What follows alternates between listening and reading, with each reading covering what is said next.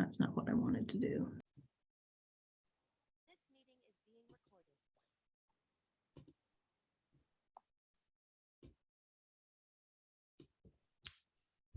recorded.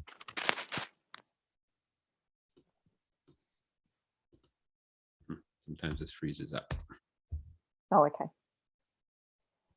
There we go. You've done a lovely job, by the way, putting them all together. That's a lot of work. Mel did that this morning. So. Oh, thanks, Mel. Yeah.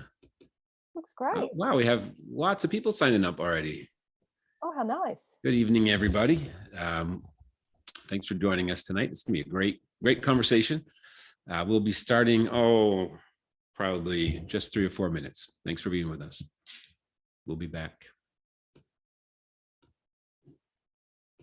I love the shots of your studio. Those are really cool to see. It's looking very tidy there, though, Sean. Yeah. So it's a bit of a... Looks good. Thank you. I love my press. Oh, yeah.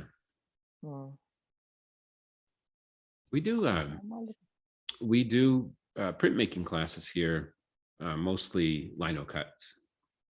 Because we have had a number of print shows here, mostly lino cuts. We've had some shows around reduction lino cuts, reduction wood cuts here. And there's just it's a great fit because we have a full-time carver on staff, but then we bring printmakers too, and it's really fun. How lovely. And do you have a press, or do they just do hand printing? We don't have a press here, but mostly hand printing. But we have some. I can send you the names of 2 of the artists who we've recently shown, both of whom. Sure, yes. One does reduction lino, one does reduction wood, but their work is stunning. Yeah. It's just beautiful. Yeah. Really, really. I don't do reduction prints because it just scrambles my brain. It's too hard. That's what hard. That's what I love about it, is that you looking at their work in particular, there's a lot of pattern with slight variations in color, and you really have to have that vision before you even start. And then you have to have the technical skills and the adaptability. It's just mind-blowing. Oh, yeah. Oh, it's so mathematical. That's the thing. And I'm just not enough of a planner. It's incredible. The precision is amazing. There's an artist here called written line, and she'll do 50 colors. Oh, and wow. it just I know. Yeah, that's amazing. In fact, Kate Hudson is an artist whose work you'd love. She does reduction lino cut, and it's all birds. So I'll send you her website link. Oh, that'd be fantastic. Yeah. Love to know about her, Kate Hudson. I'll just welcome. Wow, we got more people signing on here. This is great. Thanks for joining us, everybody. We probably will be kicking off in just 3 or 4 minutes, probably just 3 minutes. But thanks for being with us, and we'll be back with you in just a few.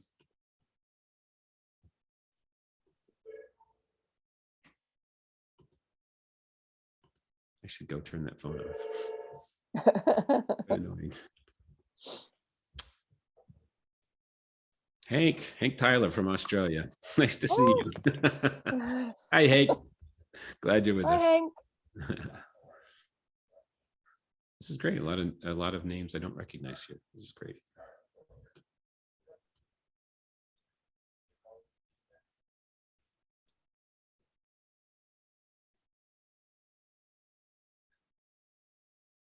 I have to have a chat with Hank later. Mm-hmm.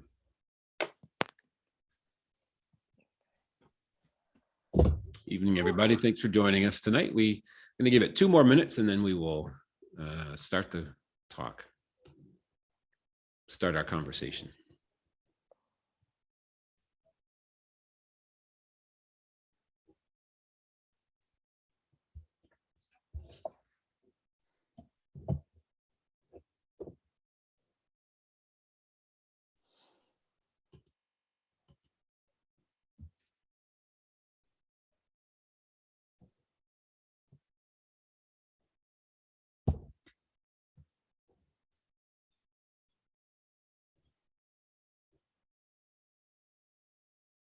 Evening, everybody. I'm going to give it 1 more minute and we'll start, but thanks for joining us.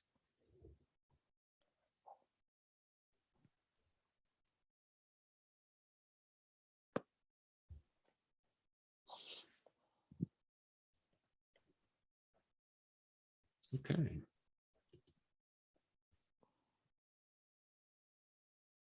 I think let's start.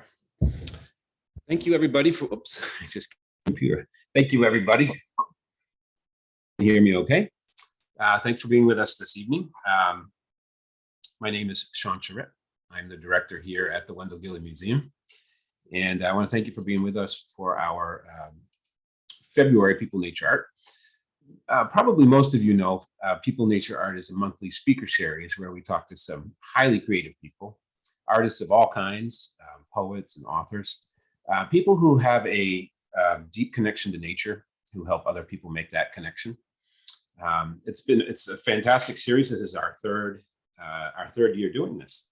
Would like you to join me in giving a very, very warm welcome to our special guest this evening, Kate Gorringe Smith. Welcome, Kate. Thanks for being with us. Thank you. Kate is an artist, a conservationist, and she is a huge advocate for birds. So we're fans of your work. And we'll have a chance this evening. This will be a conversation tonight, so we'll have a chance to see how Kate uses her art to really engage the public, young people, and lots of other artists too, to get messages about conservation out there. Thanks for joining us, Kate. Thanks so much for having me, Sean. You're in your home in Melbourne, is that correct? Yep, absolutely. And correct me if this is not right. 10 a.m. around 10 a.m. in the morning. 11. Yeah. 11. Sorry. 11. Yeah. Okay, that was close. 11 a.m. Wednesday morning. Summertime. Yes. Yep. Yeah. Late summer, nearly autumn. Just to give some context to everybody who's, where you're coming to us from.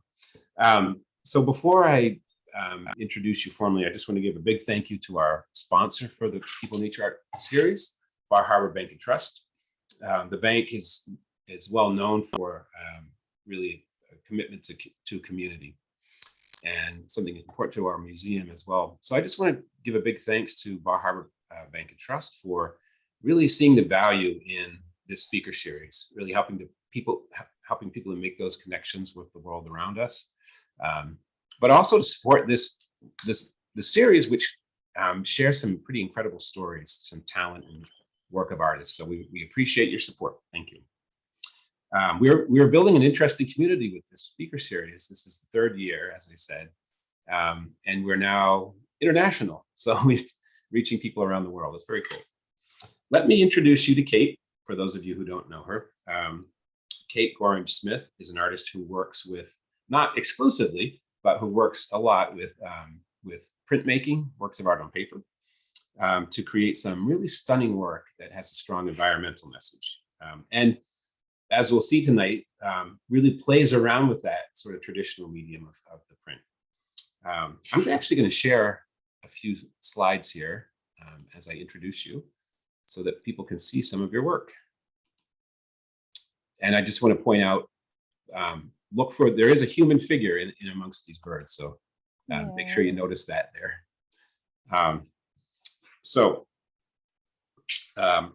Kate's work is deeply, deeply connected to nature.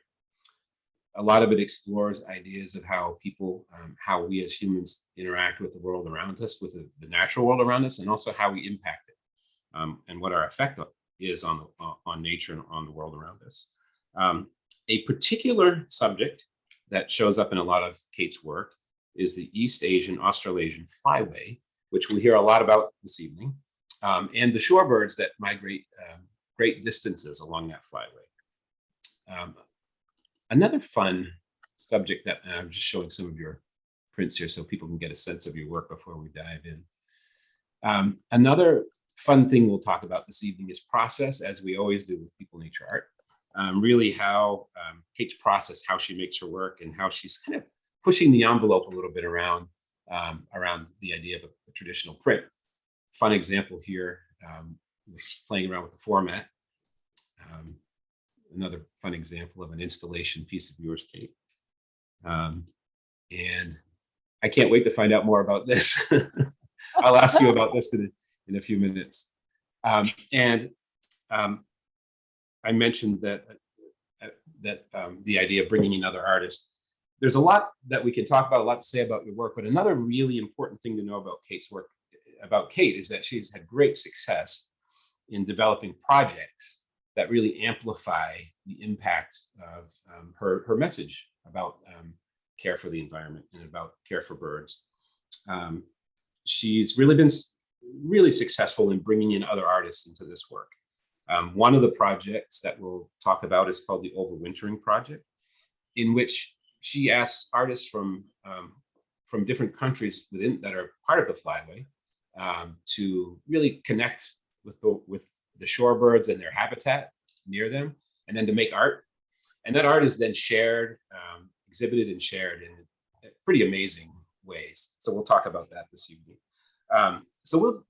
And by the way, I didn't count them all, but I know, just estimating, there are over 300 prints in this particular installation, which is pretty amazing.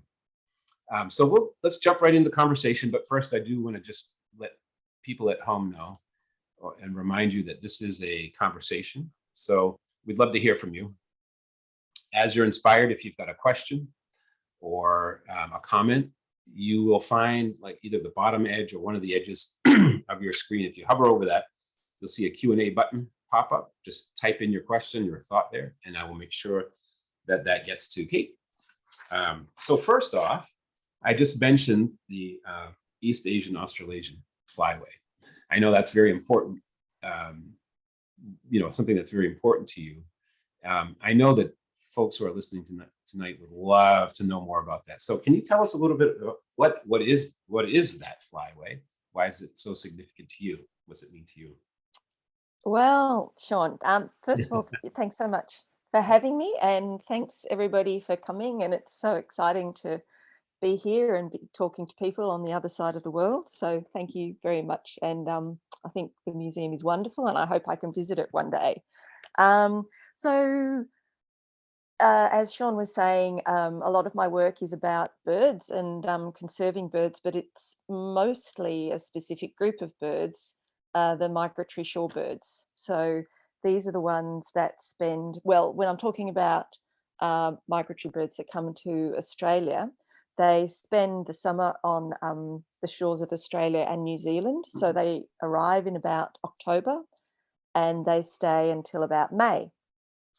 And then they fly up our flyway, which is, if you're not familiar with the concept of flyways, they're like sort of bird superhighways.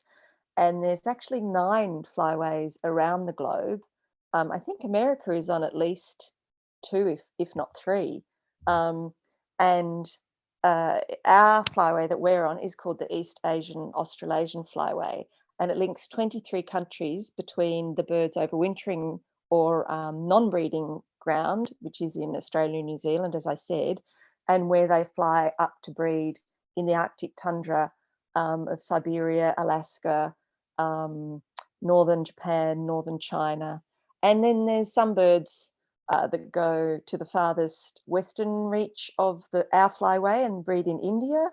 And then there's one little guy. So we have 37 species altogether of migratory shorebirds that use the flyway, that go all the way from that spend time in Australia. And then there's one little guy who, the double-banded plover, who migrates east-west, because there's always one, and he spends the winter in Australia and the summer in New Zealand.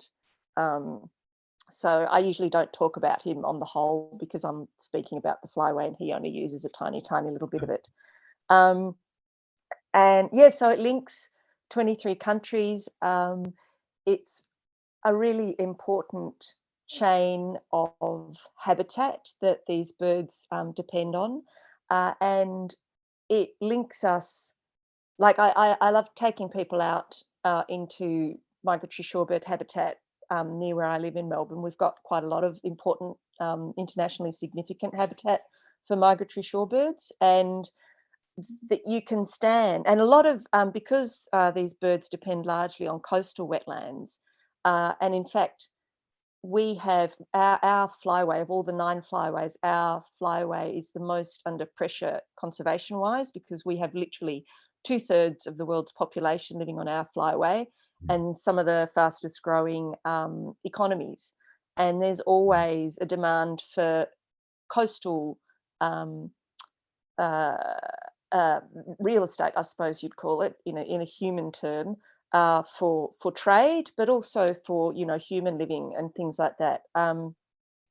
So these birds' habitat is largely under pressure, but they're real little champions. And there are places in Australia you can visit where, and I'm sure throughout the Flyway, where the harbour that they've been coming to for millennia, has been largely industrialised. So it'll have, an aluminium smelter or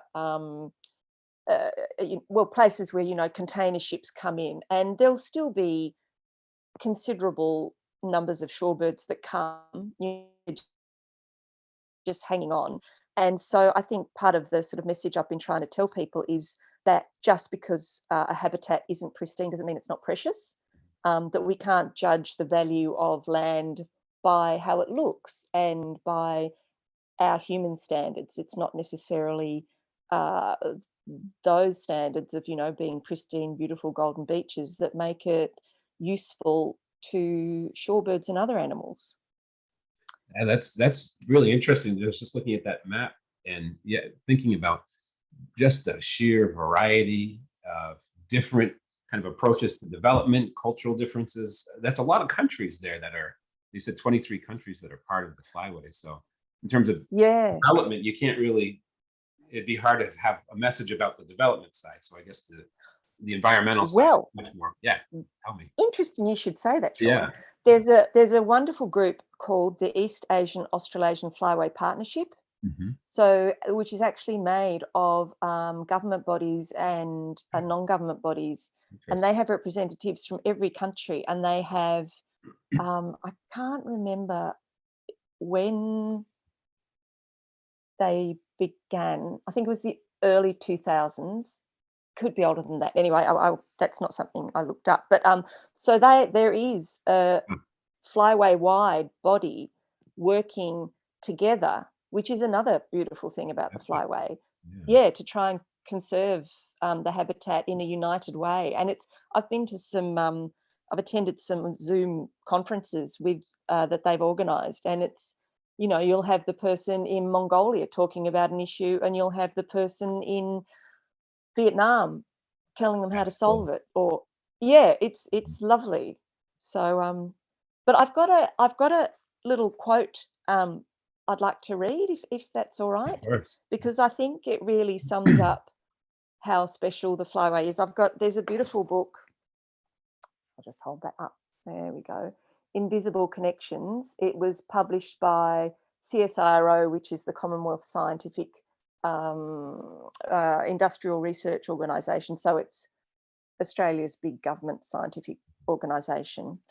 But it's about the Yellow Sea, which is a lot of the birds, most of the birds stop in the Yellow Sea. The Yellow Sea is bounded by China and North and South Korea. And the thing with these birds is, and I will tell you more about the birds. Try and stop me. Most of them feed on mudflats. Shorebirds are a scientific group. It's not just a name. So like you might have a pelican that lives on a shoreline, but so it is a shorebird. But when you're talking technically about shorebirds, shorebirds are all under the family that's called, I think it's Chiradridae or Chiradriformes, which is I think it's the genus or the family name. And they don't have webbed feet. So they don't go out and swim. And a lot of them rely on mud flats to feed. They'll often have a long beak or a narrow beak, and they'll be going out as the tide goes out on the mud flats. The little birds will be going out following the tide, and they'll stick their beak and they'll be eating the little the polychaete worms and the little crustaceans and crabs and things that live in the. And anyway, so the Yellow Sea is huge mud flats, and a lot of that had been decimated for use of industrial what's it called, docks, but there's a better word than docks anyway. But now China has made it what's it called, national heritage. It's protected. Okay. Yeah. Yeah, so I think 2/3 of it has been destroyed, and that's had a terrible, terrible impact on the birds, of course. But Mhm. what is left, I think, is now World Heritage, World No, Heritage World Heritage. listing, Scott. Okay. Yeah. Anyway, sorry about being inarticulate. No, So no, that's, yeah. I'll I'll just read this quickly because I think people will appreciate it. Sorry to be looking down rather than No, that's okay. at you. Okay, this is by Brian McCaffrey, who is an Alaskan scientist. A feather grown to grace the breast of a godwit in New Zealand may someday be used to line the nest of a tundra-dwelling songbird near the Bering Sea.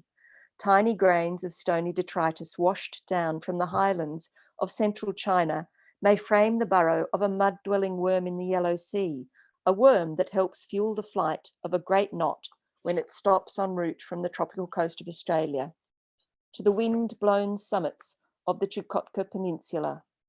Near the shores of the Sea of Okhotsk, a young Nordman's greenshank may leap from its nest in a tree to gorge among the wetlands of Sakhalin, only to fall prey months later to a hungry raptor along the shores of the South China Sea. A singing male spoon-billed sandpiper may perch atop the weathered rib of an Arctic whale at the summer solstice, then leave dainty tracks across the vast grey tidal flats of the Bay of Bengal before the autumnal equinox. Undaunted by the borders drawn on our two-dimensional maps, these feathered travellers remind us that we are connected in ways more profound and substantive than those set forth in the carefully crafted phrases of treaty and trade. Wonderful quote. Yeah. Thank you. That's great. Actually, I'll ask you some more about the birds involved, but how did you first get engaged or really so involved with this project? What was the inspiration there? Well, it's I came to them as a metaphor, in fact, not as the birds as birds. And I didn't. My background is I actually did work for BirdLife Australia for 6 years, a long, long, long time ago in the 1990s. But I wasn't. So I knew about birds from working there, and I had a great interest in birds. But I came to shorebirds when we had. So I'm married and. I have 3 children. And when my youngest was only 2, we went to live in London for 3 years because of my husband's work. And so, I'm sure lots of people out there have uprooted and moved, homes, and it's a bit of a big deal. Anyway, while we were away, well, just before we left, I found out that my father was very sick. But we went anyway, and but he passed away after we'd been living there 3 years. So we came home, and I began to spend a lot of time with my mother. And of course, I'd always spent a lot of time with my mother, but it was quite different now that she was on her own. And when we came back, my children also found it very hard to settle in because it was funny. We'd primed them very much for going, but when we came Right. back, yeah, we thought, oh, we're Other going adjustment. home. Mhm. Yeah, but it was actually a lot harder to come home than it had been to go, which I didn't expect. Mhm. So we were trying to settle our children, and then my mother was sort of so bereft.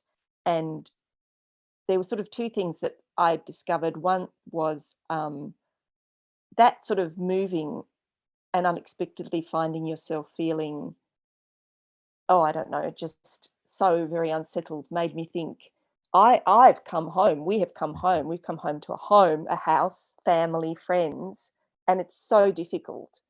What would it be like if you had a home that you couldn't return to, that you were in a new country that you did? So it gave me a real sort of the minutest window Interesting. into the kind of suffering that people like refugees would experience. Mhm. Um, but it sort of, I don't know, I guess for the first time I sort of felt it with my heart rather than just sort of that mental acknowledgement that you have. Yeah. And then also with my mother, even though, because my parents migrated to Australia from England when the year I was born in 1966, and dad died about 13 years ago. So like mum had been living in Australia for over 50 years. And what I found was with dad gone, suddenly Australia didn't feel like home to her anymore. It was more my father who was her home than the country. So I was looking, so it was a terrible time. And I was looking for a metaphor because I think as artists, one of the great gifts that art gives to us is you can work through things through your art. It's a lovely sort of solace. And I was looking for a metaphor to help me discuss these issues. And I just happened coincidentally to sort of rejoin BirdLife, and I got their magazine, and in it was this little book called The Wing Thing, which is designed for children. And it had the story of the redneck stint. Now, the redneck stint is the very, very smallest of our migratory shorebirds. And it had this little stint, and it had a picture of the moon because our flyway is roughly, depending on where in the flyway they set off from, they can travel between 25 and 29,000 kilometres every single year of their adult breeding lives. Wow. So over their lifetime, yeah, these birds will travel farther than from the Earth to the moon and back again in terms of miles covered. Isn't that, amazing? What a great perspective. Yeah, that's great. Isn't it lovely? Yeah. And it was, and I just thought, and it was these little birds, like the redneck stint that does that is as big as, we have a biscuit called a Tim Tam here, a little chocolate biscuit. That's how much they weigh. Those are good. Or That's amazing. box of matches. Yeah. And as soon as they're here, their job in Australia and New Zealand is to eat. So they put on, it's not called fattening up, it's called conditioning. It's a much kinder word. So that they can do that migratory journey. And then as soon as they're up in, they have that brief window while the permafrost is melted to breed. So they only have about 6 to 8 weeks up in the Arctic tundra to breed, and then they're coming back again. So it was that restlessness that I felt embodied, particularly my mother's, like, she wanted to be in England that she'd come from, but the England she came from didn't exist anymore, and she didn't want to leave her children and her grandchildren who are in Australia. And I think this is the story of the migrant, is no matter how happy and settled you are, your heart is always torn between two places. And that was where I began using the shorebirds as a metaphor for that sort of longing that the migrant has. That's really, really interesting. So I mentioned when I introduced you that you have a number of projects that you have kind of you've built through your art, and there's one of them called, I hope I have the name right, from a home to a home. Is that correct? Yeah. That's I'm just going to share the screen because I want to let people know about your website, because these projects are described there. But here's your web page for that project, from a home to a home. But what's interesting is when I was reading about you, I kind of assumed that this particular project, that your interest started with shorebirds, and you were trying to relate the shorebird life back to people, and so that's where this project came from. But it's the other way around. That's really interesting. Yeah. Your interest really started with thinking about migration and identity and all those sorts of things that you just described. That's really cool. Thank you. Yeah, that was a beautiful project. And yeah, you're right. It was, well, because then what happened was, the more I found out about the shorebirds and how the flyway's endangered and the birds are so beautiful, the more I just, got entranced by them. And that's been sort of the story of my life ever since. But that was a lovely project. And I contacted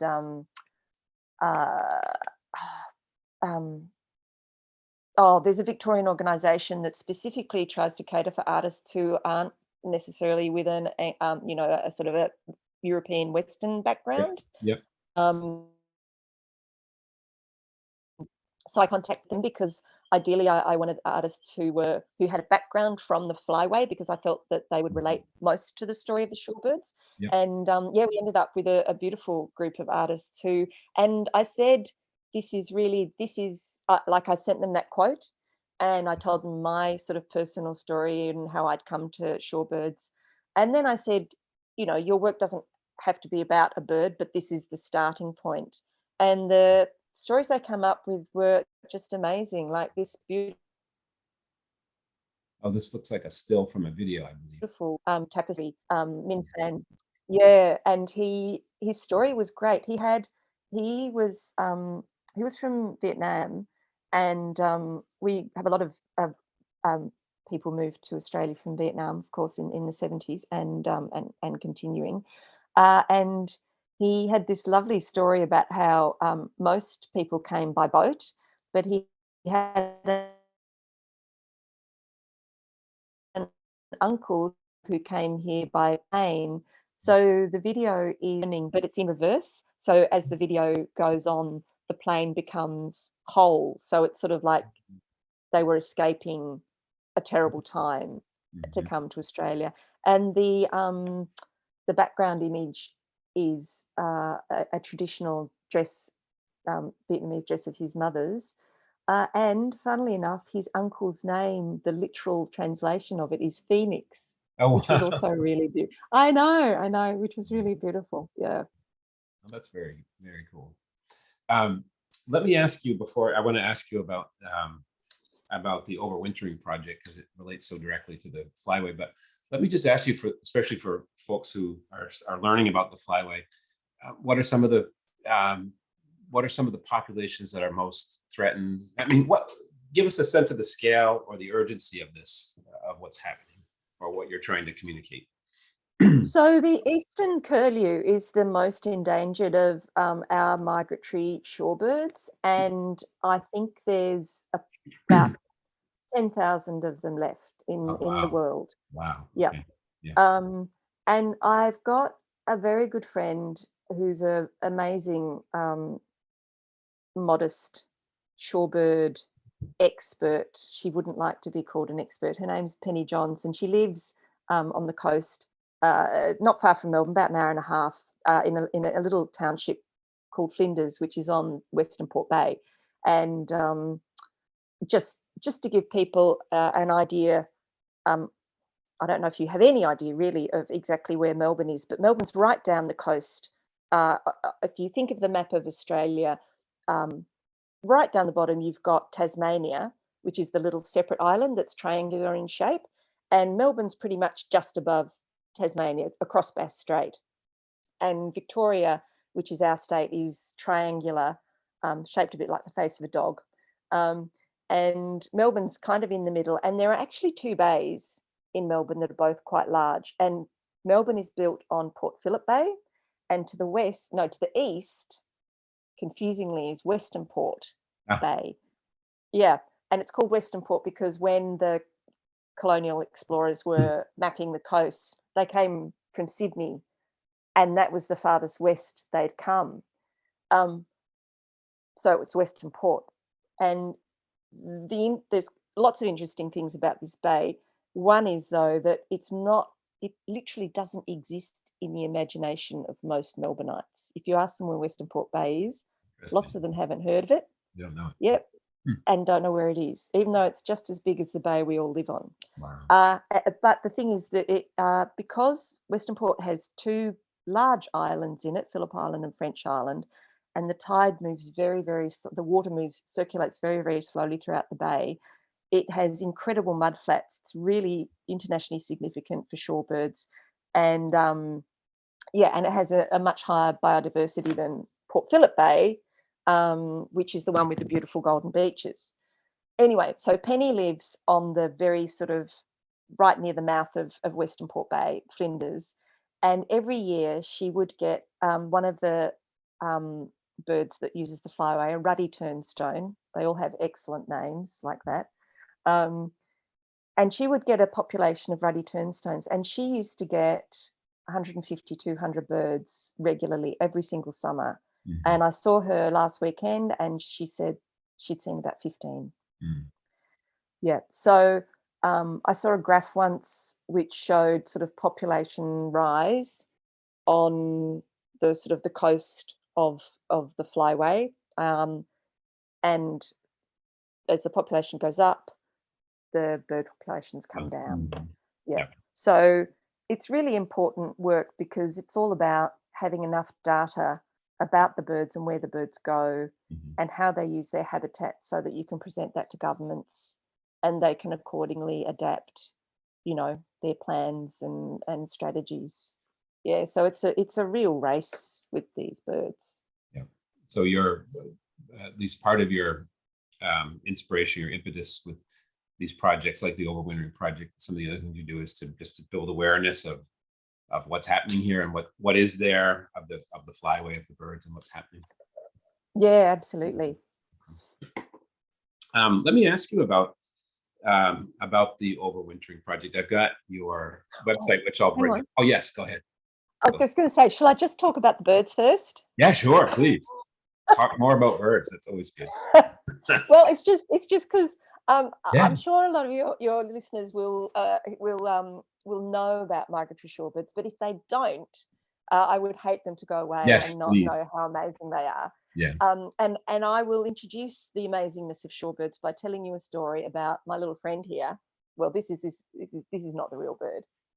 This is E7, and she is a replica of a bar-tailed godwit, a female bar-tailed godwit, who made history and also really helped us define the flyway, because they didn't know for a long time. They couldn't be sure that it was our birds here in Australia that were actually breeding up in the Arctic, because when they're here, they're in flocks, Yep. but their breeding behavior is completely different, because they go out into breeding territories and they change their plumage so they match the flora and fauna of the tundra, and they're really hard to spot.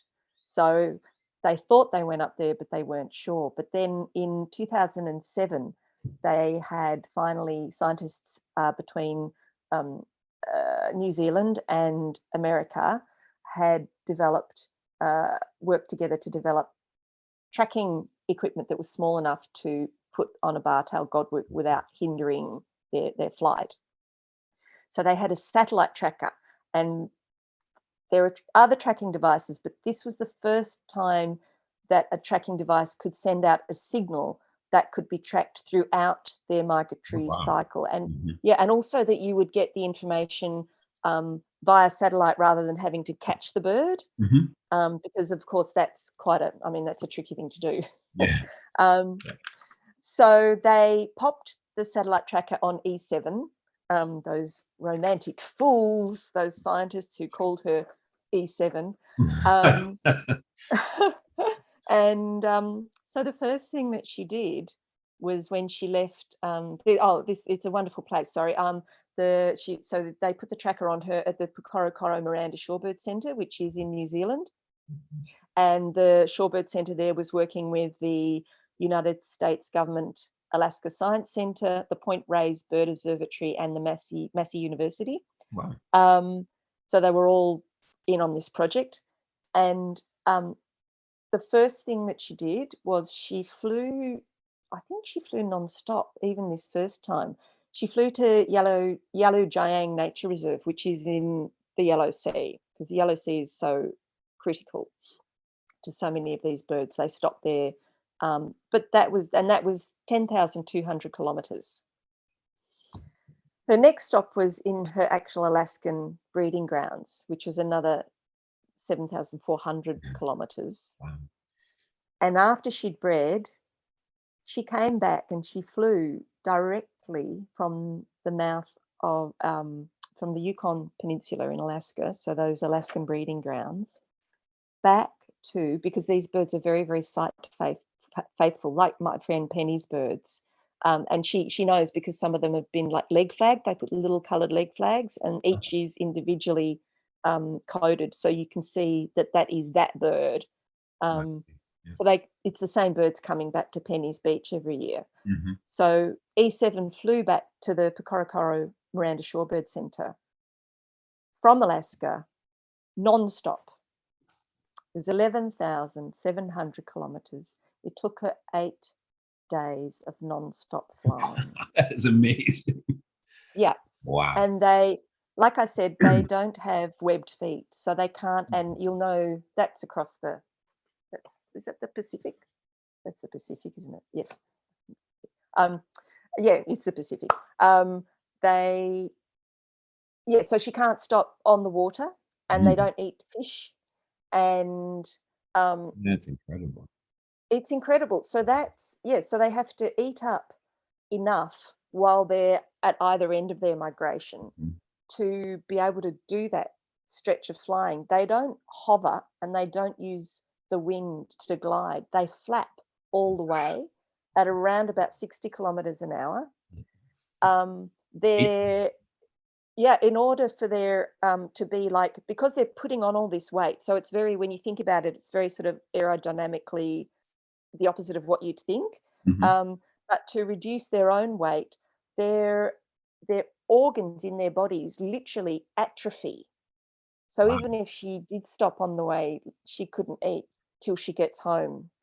So like, you know, there are people. There's a place in Queensland at the moment where developers are trying to develop an area that's critical for eastern curlew, which, as I said, is our most endangered bird. And a lot of people say, oh, you know, birds can fly. They can just find somewhere else to go. Well, you try flying 8 days nonstop and then Amazing. have enough energy to find somewhere else to go. Exactly. So like it's trying to raise awareness. So yeah, so the birds are just, and they change colour. When they're down here in Australia, they're sort of grey brown because they match the rocks and the mud. And when they're in Alaska, they'll be redder. So that's why a lot of their names are like the ruddy turnstone or the red Mhm. knot or the redneck stint, which doesn't make much sense in Australia, but that's because that's their No, breeding plumage. the other environment, right? Yeah. Yeah. Mhm. So there you go. So they're Oh, that's just so cool. fantastic.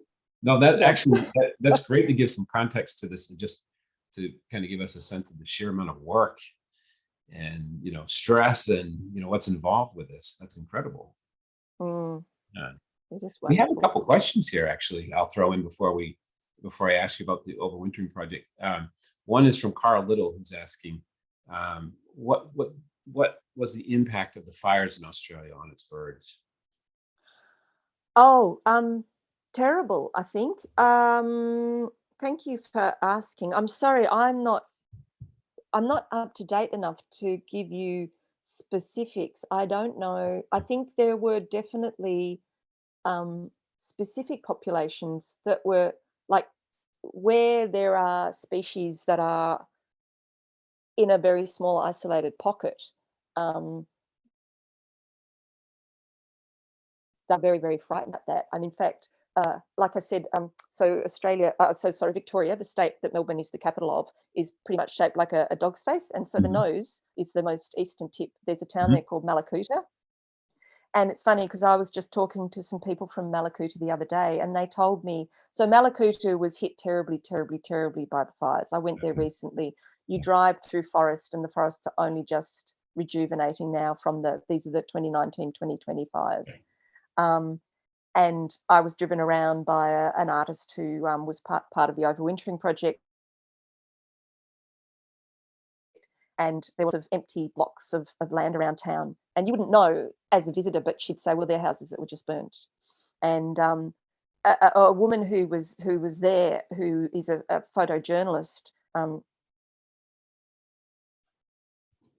she was telling me how some people came, and I think it must have been from, I don't know whether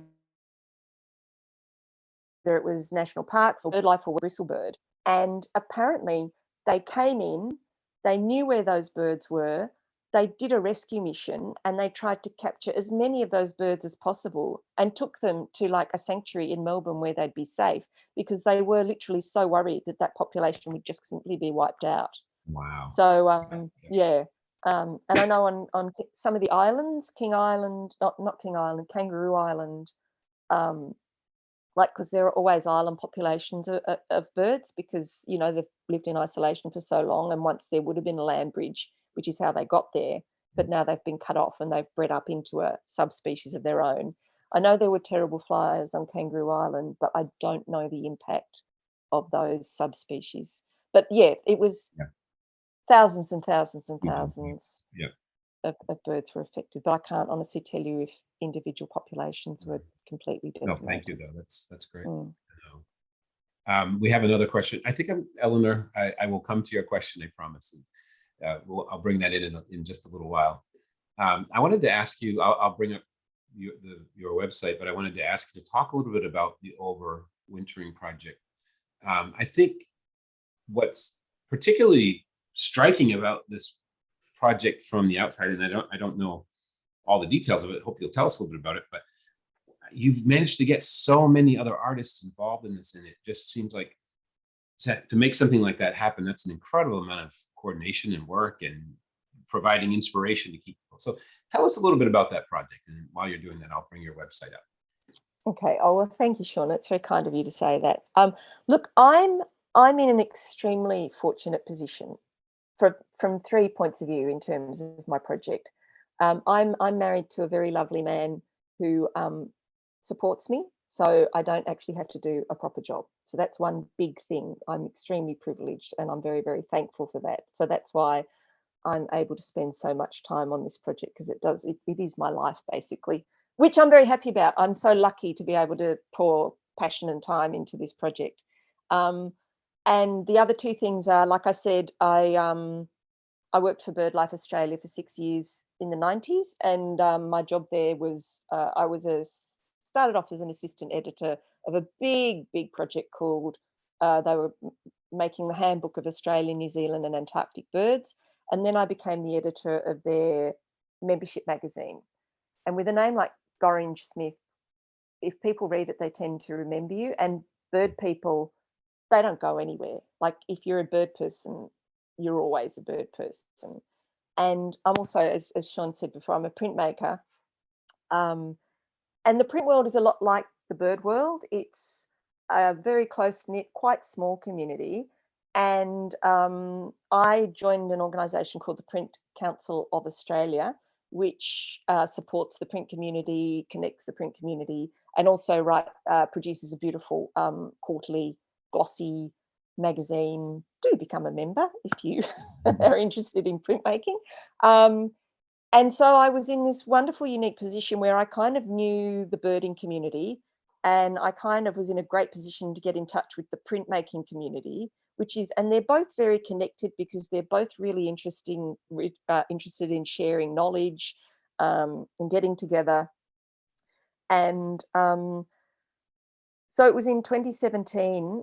So I'd had a project about shorebirds before called the Flyway Print Exchange, which was artists along the flyway. And I had an exhibition that was, there's the state border of Victoria is next to South Australia. And we had a lovely exhibition with the national parks people in South Australia, with artists in Mount Gambier, which is just across in South Australia, and Portland, which is just across in Victoria. So, and it was about, it was to raise awareness about how borders aren't significant for the birds, and they cross the border. And so we had the same exhibition. So we had the Flyway Print Exchange, which had these beautiful prints from artists all along the flyway and prints by local artists. And when the exhibition finished, I was just really sad that, because the Flyway Print Exchange is a discrete project, the artists just took their works home. And I thought, no one else will ever get to see this exhibition, which just seems such a shame. So I thought, wouldn't it be lovely to have an exhibition where you just keep adding to it, and anybody can join it. And so it doesn't have the same, it's not really about, I mean, it's still about the flyway by association, but what the Overwintering project is really about is the idea of home, and that we share our home with shorebirds, and that we need to extend our idea of home and our sense of care for our homes to the shores where these birds live, and realise, that we're all sharing this environment together, and we need to take care of it. So I made it consciously, I made it really organic, which just means that every Overwintering project exhibition is different. There's kind of two bits to it. I manage, the Overwintering project print portfolio, and the pictures that Sean was showing then aren't all by me by any means. And remember that big sort of mosaic of images. All of these are by artists. So I put out a big call out, and I advertised it in Imprint magazine, which is the Print Council of Australia's magazine, inviting artists to contribute to the print portfolio. And this one is only artists in Australia and New Zealand. And the idea is that they send me 2 prints. They're all 28 by 28 centimetres.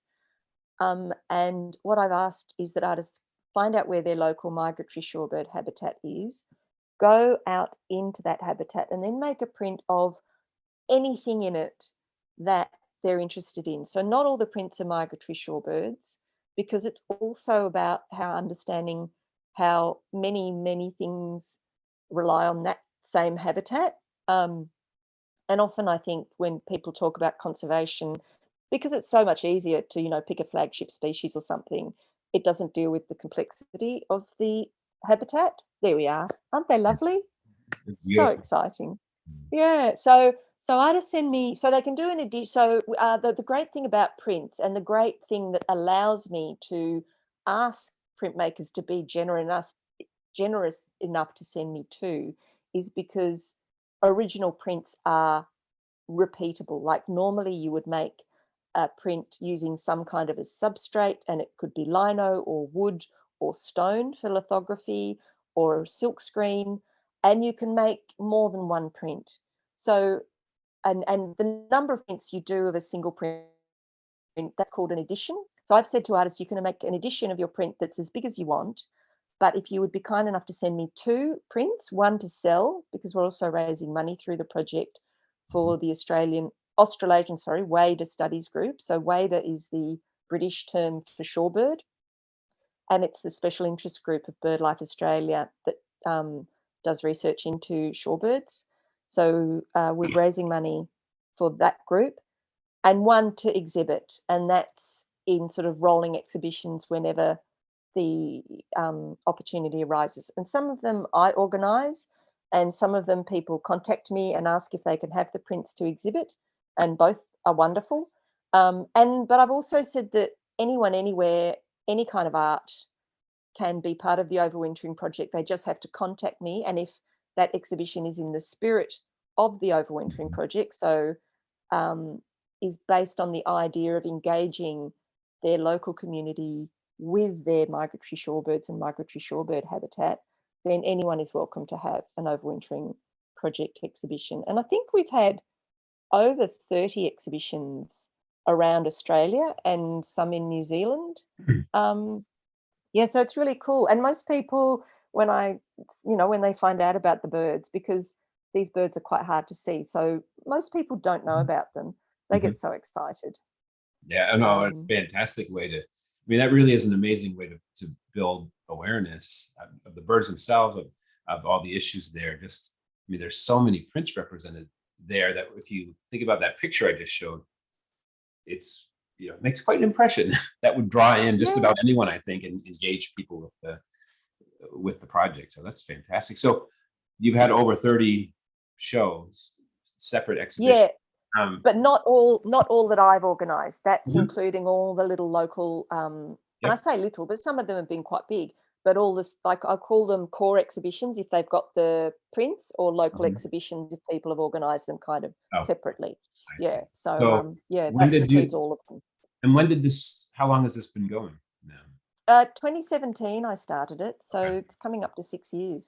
And then, for your part, when you're thinking about the core exhibitions, are you, when you're ready to do the next one, are you adding more artists to that group of? So you're putting out a call and looking for more people to. Yeah, it's going to have a rolling call out through the life of the project. More and more people can come to it. That's I want the to plan. just share that web page again, which is the print portfolio, because as you scroll down this, what struck me immediately was, you look at all these artists, how many artists' names are listed here. It's incredible.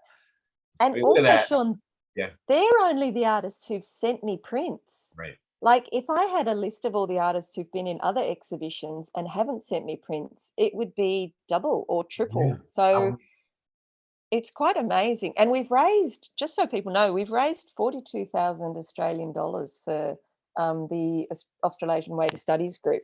And we've funded all of, no, not solely. But we've been right from the start helping fund research into a bird called the Oriental Pratincoll, great name again, great name, which is the most prolific, numerous, I should say, numerous bird in Australia, shorebird in Australia, and but one of the least known. And it's interesting, it occurs up in the northwest of Australia around the Broome area, and they live on the grasslands. They don't actually live on the shores, and they eat locusts and crickets and Wow. grasshoppers and things like that.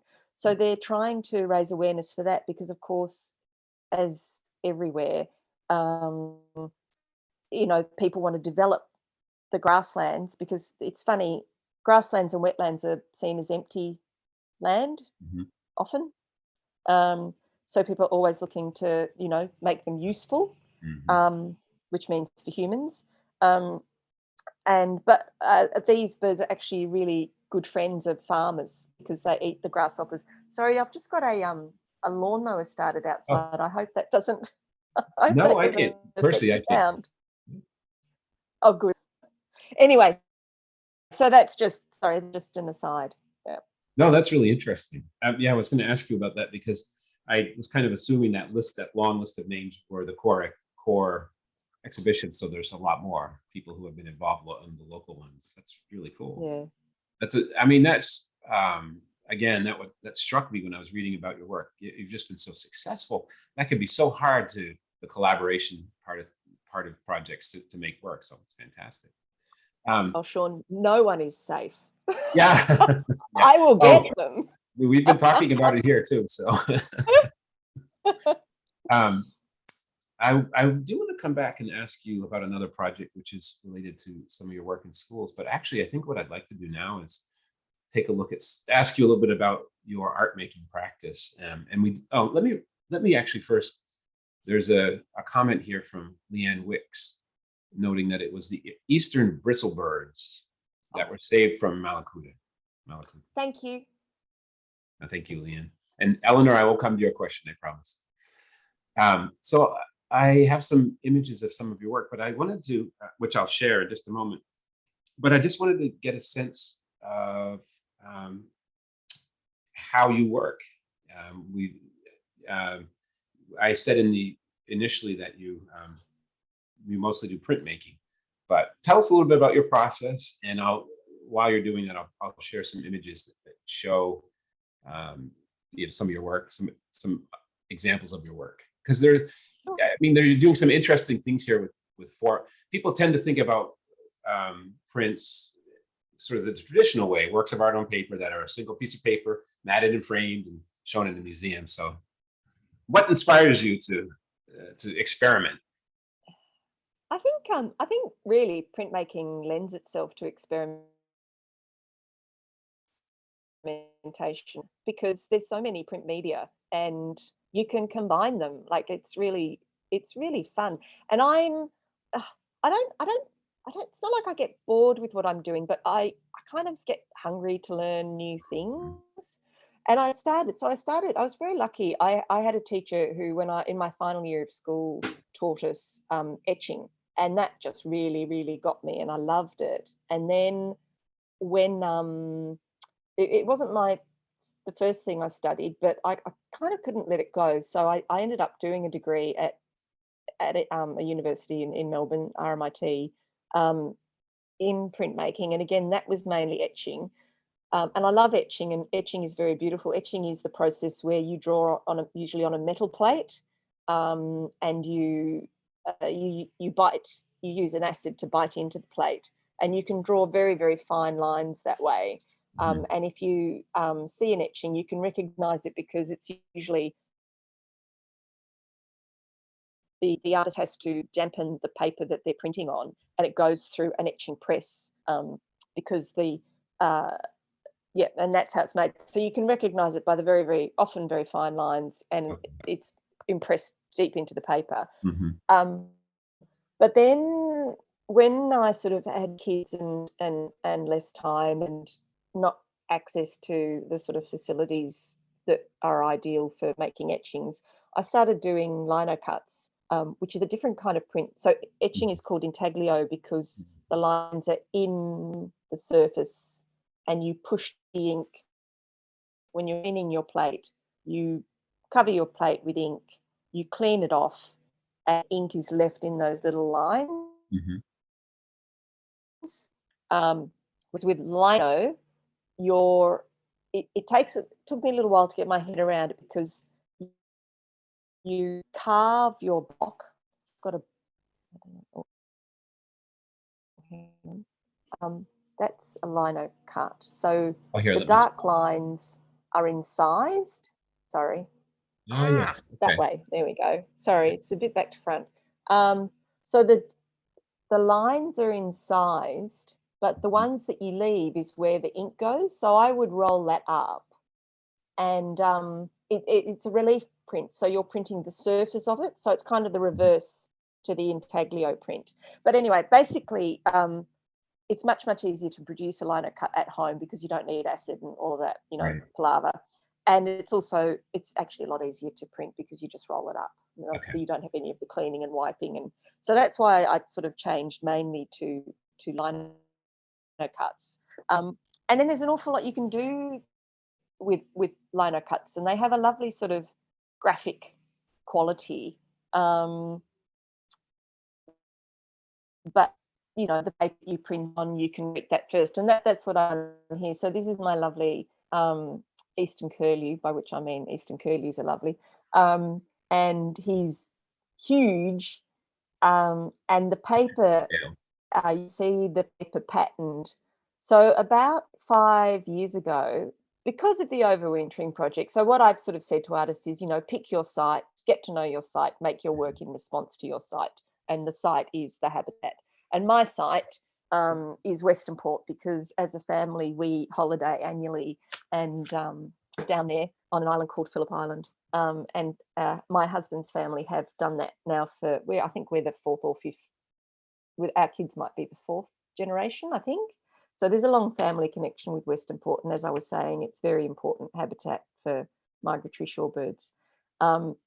Anyway, so when with the overwintering project, I was trying to make my work more directly, sort of intimately connected to the site. And a dear friend of mine lent me a book by an artist. I meant to bring the book to show you. Anyway, the name, India Flint, is her name, if you're interested. She's an Australian artist.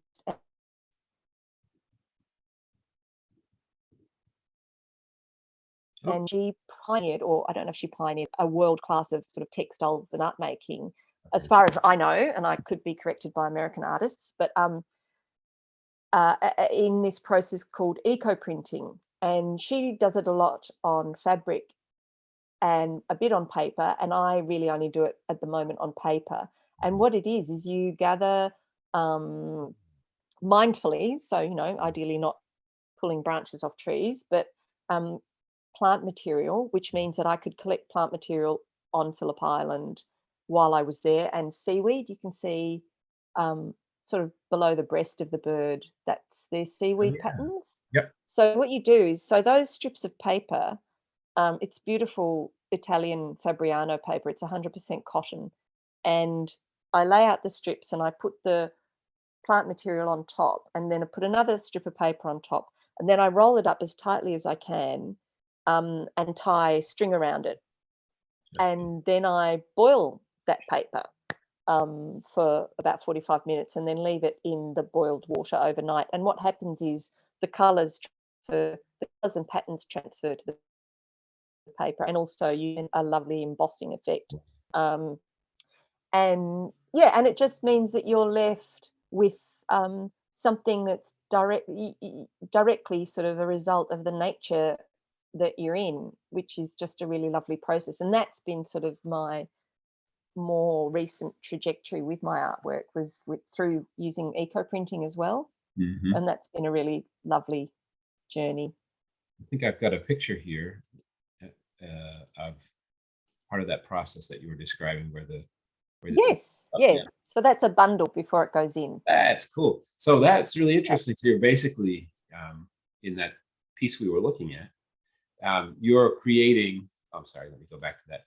You are creating the paper for it through that process that you print on, or you're Kind of. I mean, modifying it. I guess, not creating it. Yeah, absolutely.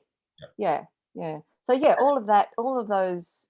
So they're all, I call them eco prints. I think people Mhm. call it natural printing or other names, but I call it eco printing. And yeah, so all of those prints were created on Phillip Island, and then I printed the bird on them, which was a mathematical task, I can tell you, because you had to sort of fit it up like a jigsaw, and I couldn't do it again. But No, I can imagine. That kind of threw me when I was looking at wondering how you did that. Let me I skip know, ahead. and No, go ahead. Sorry, Kate. I didn't mean to interrupt I was going to say I couldn't really tell you either, Sean. you. Just worked. Exactly. You had to do it in one day, Yep. because it was like a bang, bang, bang, and fitted it together. And because also the bird, it was so big, I'd cut it into, I think, 4 bits. So Mhm. I was fitting the bird print and the strips, and it all had to work. And anyway, Wow, that's beautiful. it did in the end. Oh, thank you. I wanted to ask you, I'm going to Yeah. skip ahead here and I'll show some of these pictures in a minute, but to ask you about this project called How Do You Sleep at Night? I have the name correct? Yeah, yeah, I've got absolutely. a few images of you working on, I thought I had an image of you working on it, but I've got a few. Yeah, you do. It's the Okay. one of me throwing stuff on the ground Okay, let me see if I can. Oh, onto the yeah. paper. Yep. Yeah. So tell us a little bit about this. So I can't really tell you how I came up with the idea because it just sort of came to me. Um, and then, as I, often when I have an idea, and I'll go and talk to a friend and say, "Is this crazy?" And they'll say, "Nah." And then you go and start it, and you go, "Oh, maybe it is crazy." But so the idea behind this, so I made this. It was beginning of last year, and so they're pillows, like they're literally pillows. I actually did a call out through my friends and through Facebook to ask for people to donate pillows to me. It's 52 pillows because I wanted a number that had a meaning, and I knew I wanted a lot because often you get the best effect from any kind of art. I think from the multiple. Um, and so it's about climate change, and it was made in the wake of, we'd had those terrible fires, and then we'd had COVID, and then we had floods.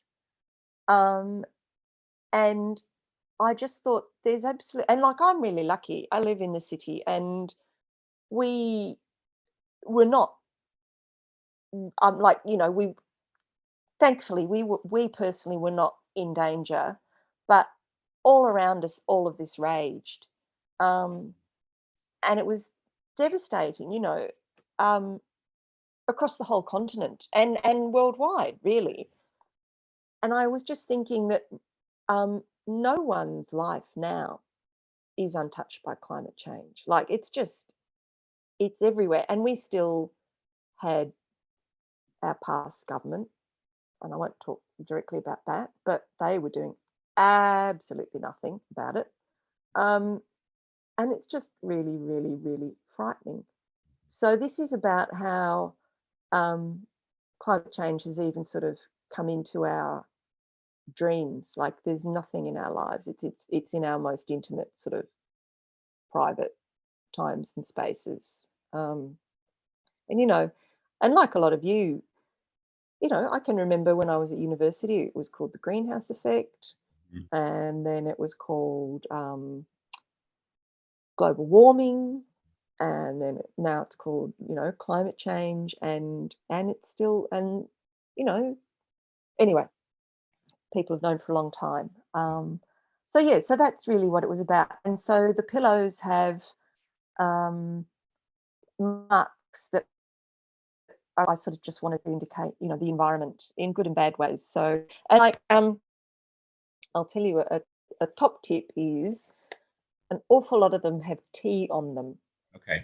Tea, yeah, tea is a tannin, and tannins are great mordants, which means a mordant is a kind of a chemical that allows a dye to adhere to a fabric or a paper or a substrate. Anyway, and so what I'd done in that picture was I'd taken a cold pot of tea out and hurled it onto some beautiful bits of 100% cotton Fabriano paper and chucked, I think, they're Banksia cones. So some of them were I had Banksia cones. I had other, yeah. It's great. Oh, they might be on a beautiful, beautiful part of Melbourne's bay. And I had this house, and I had the house all to myself. It had a studio, and you know, if you have 3 children, you'll know how gorgeous it is to have a whole house yourself, and a studio. And I'd wake up in the morning, and that was my view from the house. So, oh my God, it was just straight across that Port Phillip Bay. That's amazing. So yeah, and I found all these funny nails just on a path on a walk, like little, I don't know where they came from, why they were there. I think maybe someone had put a new fence post in and just pulled the nails out and dropped them. So they were rusty nails. So they were perfect. So I just covered the paper with tea, chucked on the Wow. nails and the rust, left them there for a couple of days. So it's a lovely, like I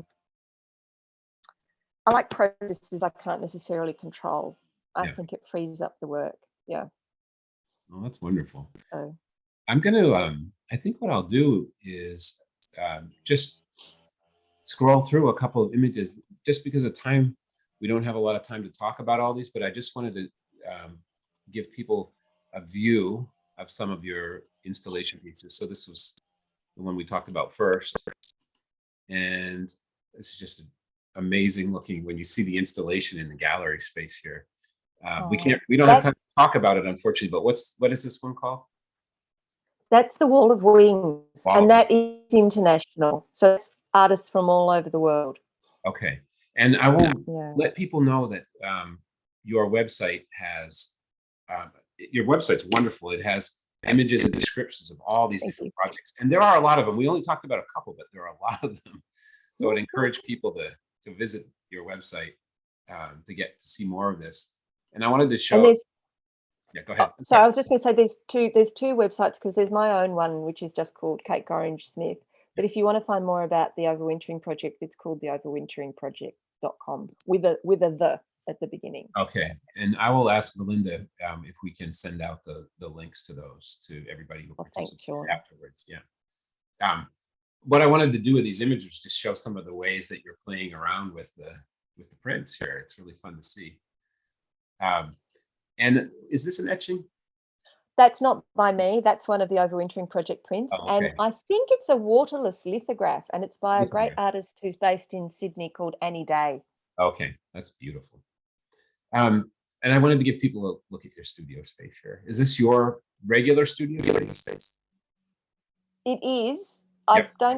I haven't got really back into during the lockdowns, and we had quite serious lockdowns in Melbourne. You couldn't go into your studios. They were all shut. So I haven't really got into a really good routine yet of going back in, but I'm hoping to do that any day now. But yeah, that's my regular studio. It's a cool looking space, just to give people a sense that there's your press, Oh, to give I'm people very a lucky sense to of where have you're. it. That's nice.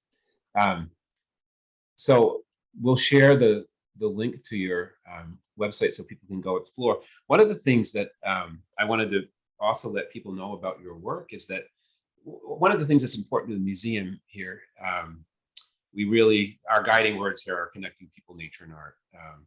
That was something that was important to Wendell Gilly, who was a carver, whose collection of carvings was the kind of the basis of this museum. But the thought of helping people make those connections. And you have a fantastic project that's described on your website called Words with Wings, which is about going into the schools and really getting creative there. Is that book from, oh yeah. Yeah, let me pull up the website really quickly. It's fantastic. So that was, oops, sorry. That was a one-off. Oh, I'm sorry, I don't have your website up anymore. That was a neat project. So I will send that link out too. That was a one-off project. Yeah, thank you. Yeah, we got a grant. Me and my friend Robin, who's an environmental science teacher, but she's also an artist, and she's actually also a poet. And she was working at a school again near local Melbourne, beautiful migratory bird habitat. And we dreamed up that project together, and it was working with a mixed-aged group of kids who were all English as a English. Anyway, English was not their first language, and they all had background flyaway countries, and we Okay. went in and we took them on a with a beautiful person from BirdLife, Lyndall Kidd. Yeah, we did a so we wrote the story. They drew. They didn't cut the lino because it's a bit sharp for primary kids. So they drew the images. I cut them. Did the backgrounds, and they wrote a story with a bit of we gave a bit of structure, but they came up with the words, and so we had the story and we had the paintings and the prints, and we also did a performance for the school and for their families and friends, which was really beautiful. And yeah, no, it was a lovely project. And we had those bound books you can see there were actually with the actual prints in them, and we made 4 of those. One, Robin got one, I got one. We're very lucky. The school got one, and they have a sister school in Malaysia that got one. But each of the kids got a T-shirt with the logo, and they got a copy of the we had a little printed book with their pictures in it, and made sure that there was one picture by each child. Look at that. This one's it's a Beautiful. thunderstorm Look at that. that the birds fly Unbelievable. through. Yeah. That little boy, he was such a beautiful boy, and he just was such a wonderful artist. Anyway, it was a gorgeous project. Yeah, thank you. Well, your website, Yeah. your website is your name, right? Kate Gorringe Smith. Yeah. GorringeSmith.com.au. Yeah. Correct. Okay. So I was showing the website there. So we'll send that link out to people, but that's a fantastic project. And I love how, there were so many parts to it, including the performative part of it too. They I actually know. the performance is really cool. Yeah. That's great. It was a little bit outside my ballpark, but Robin was all over it. So, That's and great. the kids loved it. Just Yeah, gorgeous. actually, you sent me a video too, so we'll make sure we send that link so people can see that in action and hear people talk. Thank you. Yeah, it was really sweet. So we have a couple questions here. So first of all, thank you. This is fascinating, and I feel like we've just kind of scratched the surface. So I'm going to encourage people to learn more about your work. Thank you. We do have a couple questions here I wanted to ask you about. One from Eleanor Hoagland, who writes, Scott Wiedensaul wrote a great book about migration, A World on the Wing.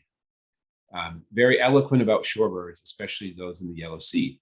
Do you know any other great books on the subject? And you could send us an email in which we can forward that to people after the talk. Yeah. I will, yeah, because there's and my lovely mother-in-law, who I think is maybe in the audience today, sent me that book. So it is a beautiful book, and no, I can think of immediately 2 others. There's one called Flight Lines. I can't think of his name. I will send you a link. And there's one about the Eastern Curlew by Harry Sadler, which is very, very poetic. So yeah, I'll send you some. Fantastic. This other question is actually about authors as well. This is from Carl Little, again, who's here on Mount Desert Island.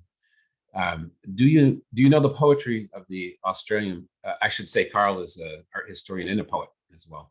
Oh. Do you know the poetry of the Australian poet Robert Adamson? He wrote many poems about birds and had a resident bowerbird named Spinoza. Does that ring a bell? No, I don't. No, I'll have to look that up. I can't believe Thank you. I can't believe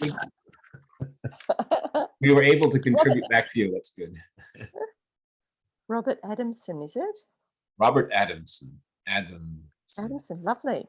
Yeah. Oh, thank you. Yeah, thanks, Carl. That's great. Well, we are at about 8:20, so unfortunately we need to wind down here. But I just wanted to, I want to let people know about our next People Nature Art Talk, which is with a local naturalist and bird expert here named Bob Duchesne. It's on March 28th. That will be in person at the museum and streamed. And he's also kind of a local celebrity here, so that will be fun.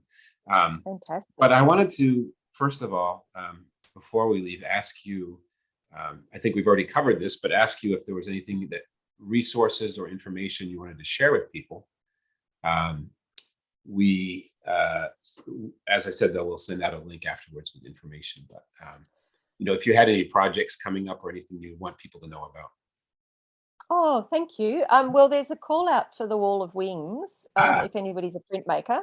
Okay. And I can send you information for that. That's the cutout birds, big installation that you saw. You had all the So- walls and the gallery space covered with those. Yeah. Yeah, and they're all prints, but it's all ages, all countries, but you don't Oh. get them back. But it is free. So That's cool. anyway, yeah, it's just if you want to be part of it. And I think there's one come out in March, which is a bit late for people listening in today, but I think we're going to have one in October. So Okay. um, Do you happen to know what the venue will be Uh, for the October one? Just out of curiosity. I think it's going to be Phillip Island, so which is Okay. the island I was talking about in Western Port. Yeah, and sorry, and other exhibitions. Well, yeah, not really anything in particular, but I'll try and make a list of resources. Fantastic. Sorry, I've got someone's ringing the doorbell. Oh, But I'll just. Can I run? I'll only be a second. Is there time? Someone's sure. literally at the door. Yeah, I mean, we are just. Sorry. No, that's okay. That's okay. So I'll just let everybody know. We've talked about a number of different resources and interesting bits of information here. So we will follow up with you after tonight to make sure you have links and information for all those things. And again, I can encourage you to check out Kate's website, which is I've managed to show some of her work this evening, but all of the projects that she's worked on and a lot of her work is shown. Sorry, they're Wall of Wings birds that have arrived. Oh, is that right? That's fantastic timing. I know. I'm glad we let you go. Well, I appreciate you sharing that news. Please send us more information about the Wall of Wings, Yeah, because it could be fun. Look at all those stamps. Yeah, I know. They're from the Northern Territory. Anyway, yeah, no, I will. And yeah, there's some lovely radio interviews and things. Yep. Yeah, I'll send you a whole list, Sean, that you can pass on if anybody's interested. That's fantastic. Thank you. Kate, thank you so much. I wish we could talk longer. I wish we could share this conversation with other people. This is fantastic, but we really appreciate your time and your talent. Oh, well, thank you so much. And thanks so much for having me. And thanks, everybody. And I'll just say, go and find out about your local shorebirds and your local shorebird habitat, because, yeah, they're special birds. Well, you have inspired us for sure. So thank you, Kate. You'll probably be receiving some prints from us at some point before October. Oh, yeah, maybe you could have a workshop. That would be so exciting. That would be great. Yay. Yeah. Thank you, Kate. Yeah, take care.